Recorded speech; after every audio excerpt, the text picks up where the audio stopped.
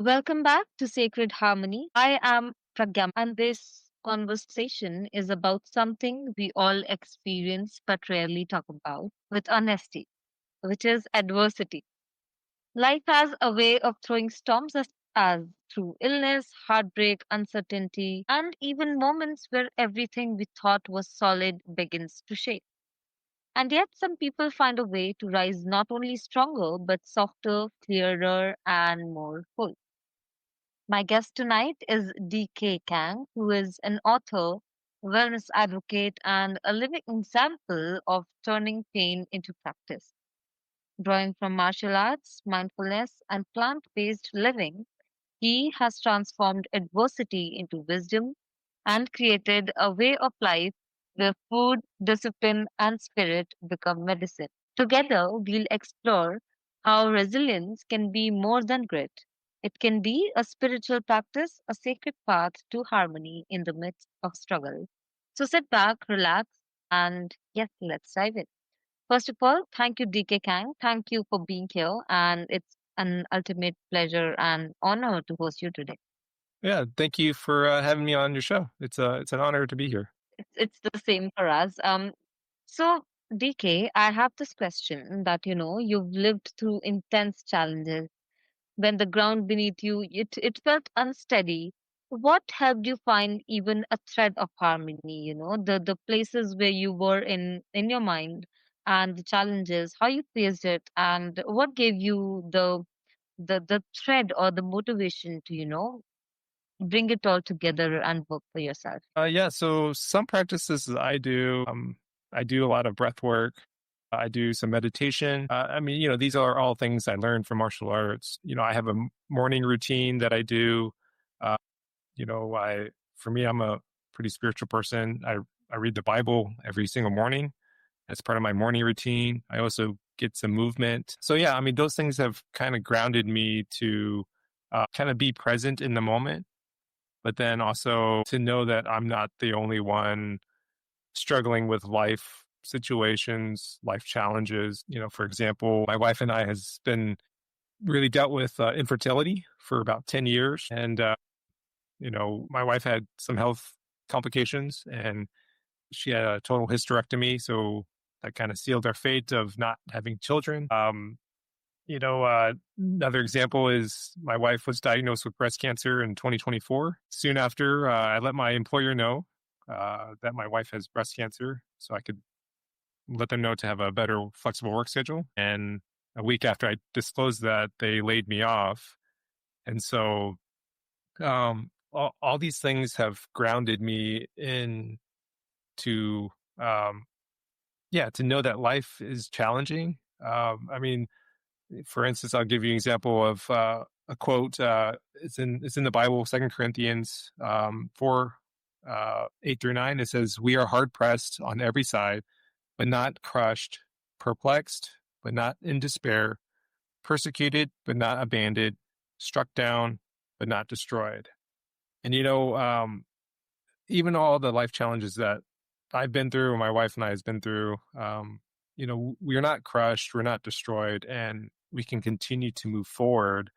And so, I wrote this book called Mindset Metamorphosis, and it was during that time when I got laid off and during my wife's cancer treatments, and it was a way for me to deal with stress, deal with the life challenges, because we didn't have any income coming in. And so, yeah, but it was also, I wanted a way to help other people out there dealing with stress and how to overcome stress and people that are feeling stuck and to get out of their stuckness to start moving forward. So it's a book based on it's a book about taking action for your life. We could have easily, my wife and I could have easily been, well, life is hard, life is against us, and um, that there's no way out of this. And so, one thing we had to do was reframe our situation and take ownership of it. And that's what the book is about, is reframing some setbacks. So instead of saying, why is this happening to us? We ask the question, why not us?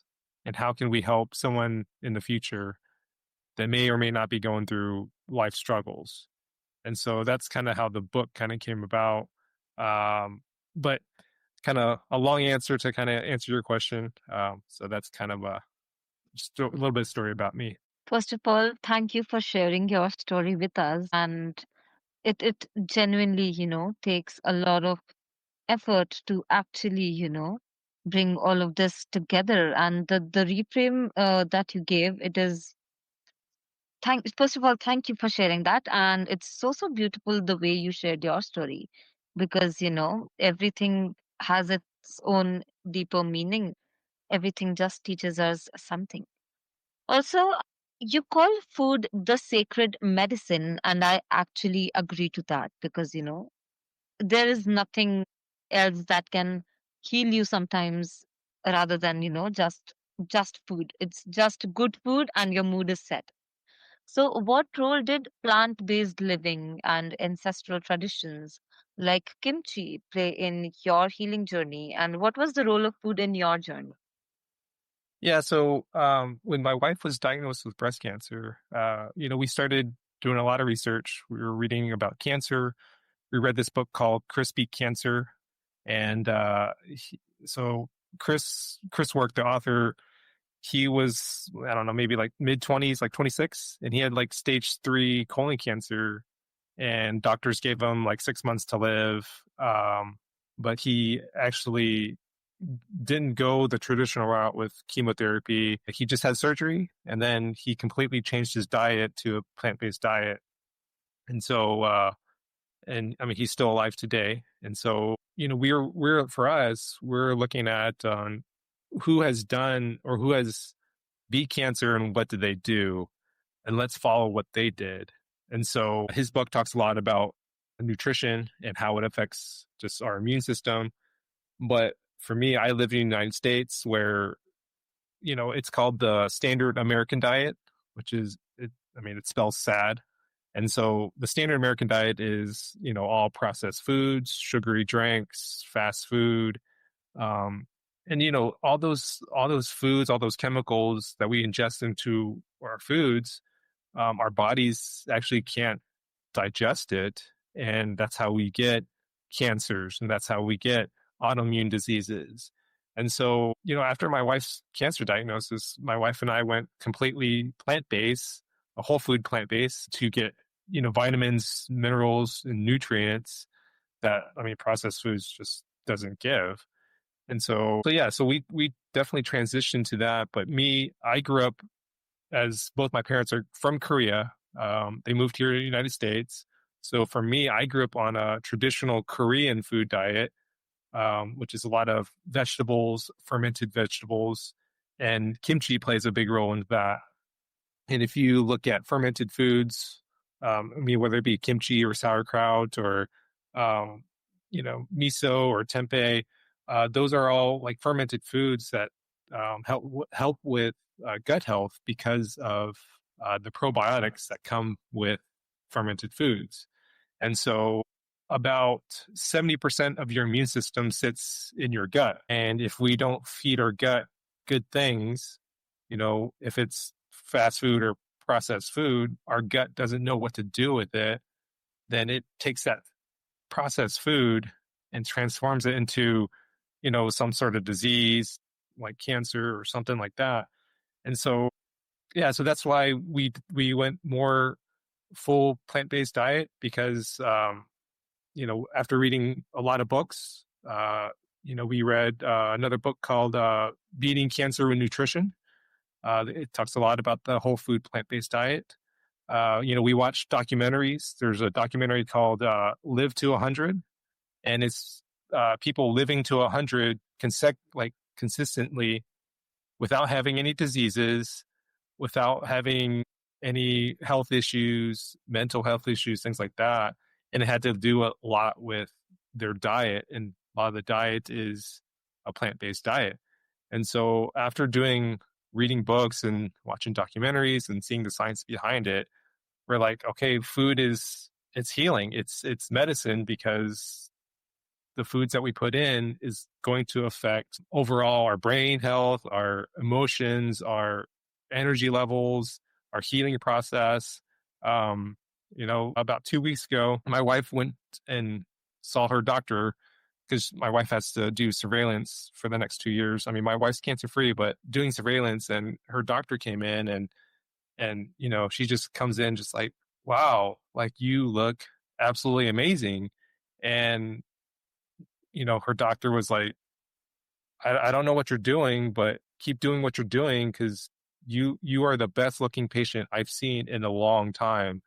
And so that spoke volume to us because food is what you can control, and that's at home, and to take ownership of, your life. And so, yeah, food is definitely medicine. Food is definitely healing if you put the right foods into your body. That is so, so true. And I genuinely, wish your wife good health. And I'm sure that she's fine, as you mentioned it. And the effect of food is actually the greatest thing that happens, because I totally agree that, because again, it's so eye-opening to think that, every meal, it's not just something, that you are having just for taste or just as a fuel, but it's the care of your body, your mind, your spirit. And thank you for sharing your story with us and, explaining it in such a wonderful way. Also, so often resilience is spoken as toughness, right? Like, grit, pushing harder and all of that. But you describe it as a spiritual practice in itself. So how does it shift when we see it through that lens, through the lens of practice, which will heal you or which will take you places? Yeah. So, I see resilience in a spiritual lens as, for me, like I said, I'm pretty spiritual and I read the Bible every day. And, if you look at all throughout the Bible, people went through hard things, like if you look at Job, if you look at Jesus Christ, I mean, they suffered. But with that, with resilience, it builds your character because, in life, we're going to have challenges, all of us. It doesn't matter who we are, we're going to have some sort of challenge in life. And I think that's where it's how do we respond to that challenge? And but the easy thing is to run away, is to try to run away from that challenge or that struggle or that storm. But I think it kind of builds upon it on one another. Like I don't know, let's say, you know, you're learning to walk when you're a baby. You know, you fall down. Everybody does is just say, "Oh, you tried once, and oh, you're never gonna walk."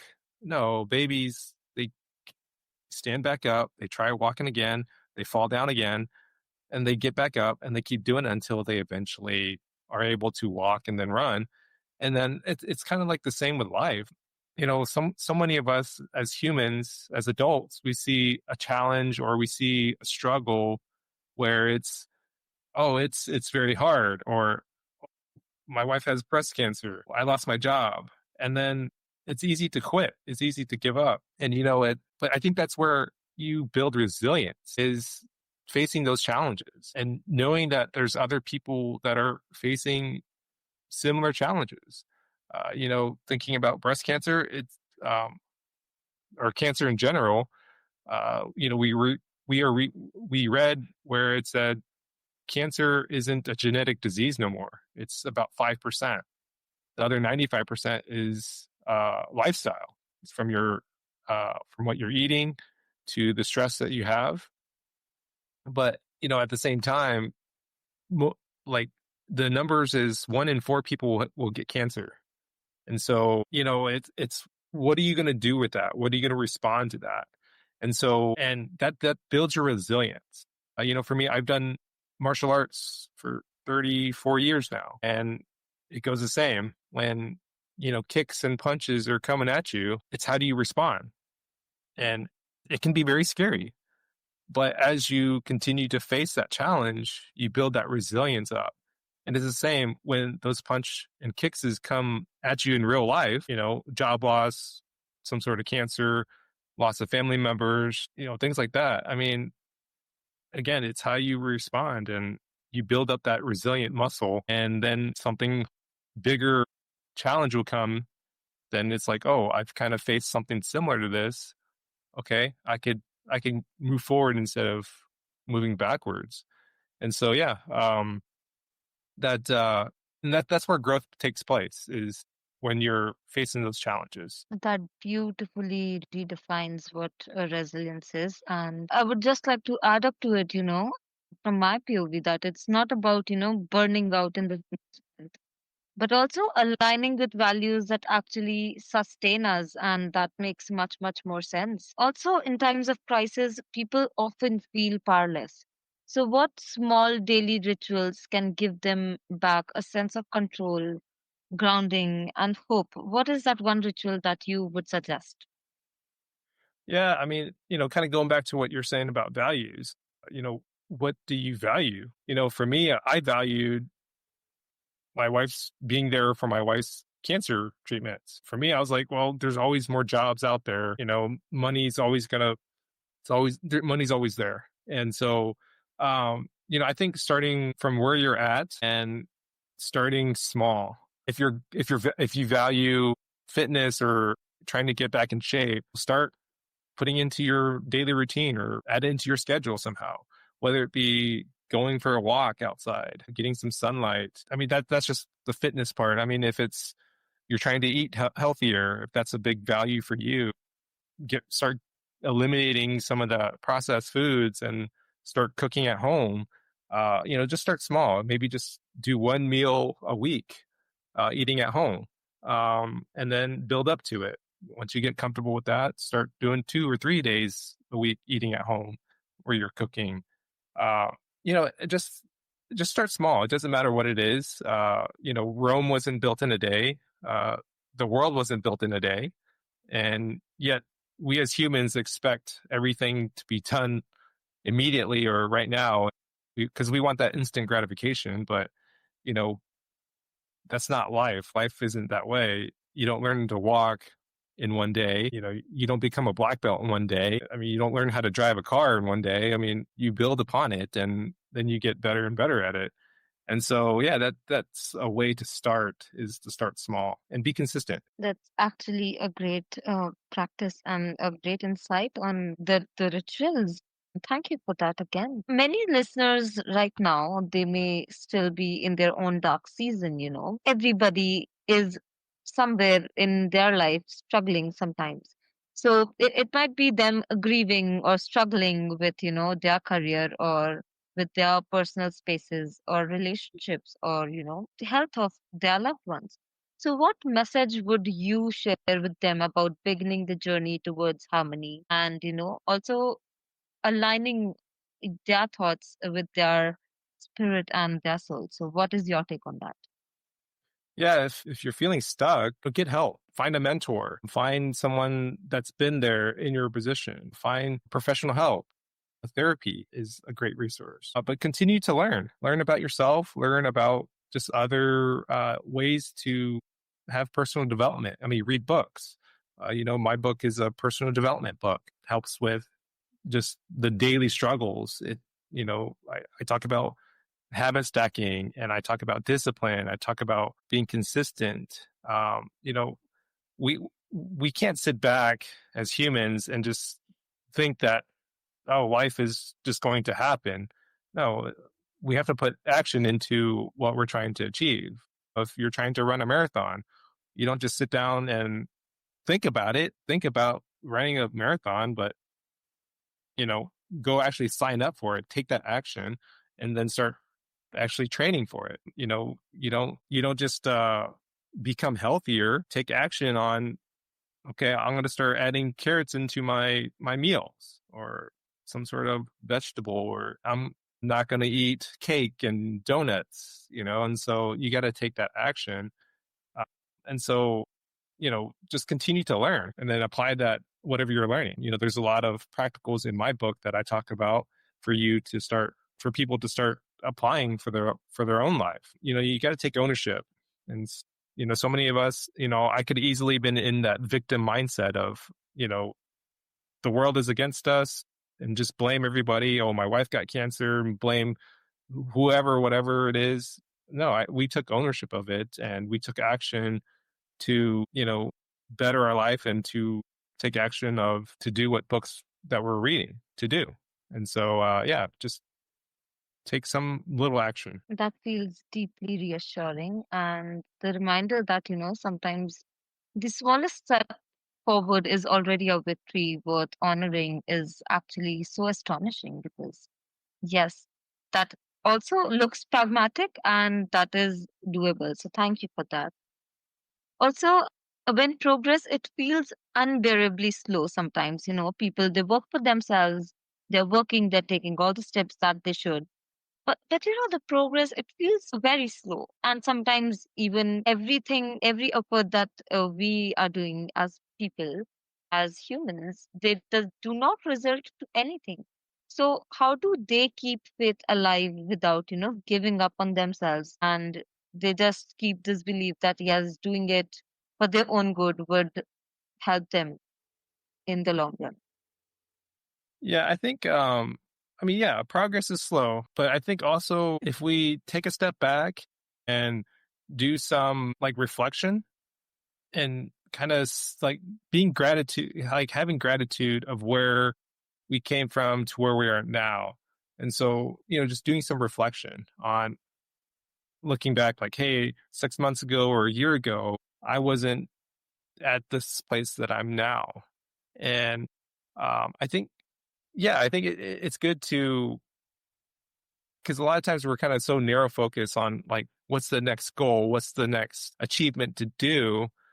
But I think it's just seeing where like how far we've really come and just taking some time, a moment to, and just reflect on like, wow, like, okay, last year, I was writing a book at this time, or last year, you know, my wife was going through cancer treatments. Now this year she's not.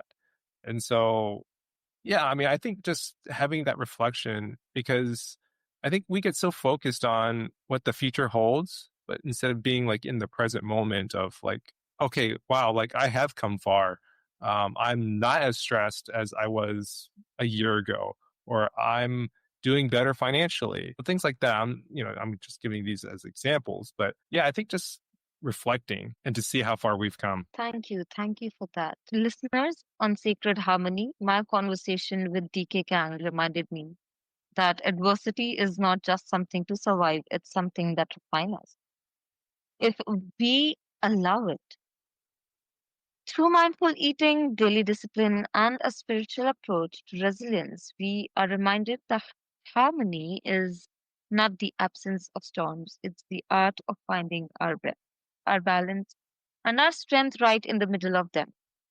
So if you're listening and walking through your own storm, let this be your reminder that healing is possible, balance is possible, and strength is already within you.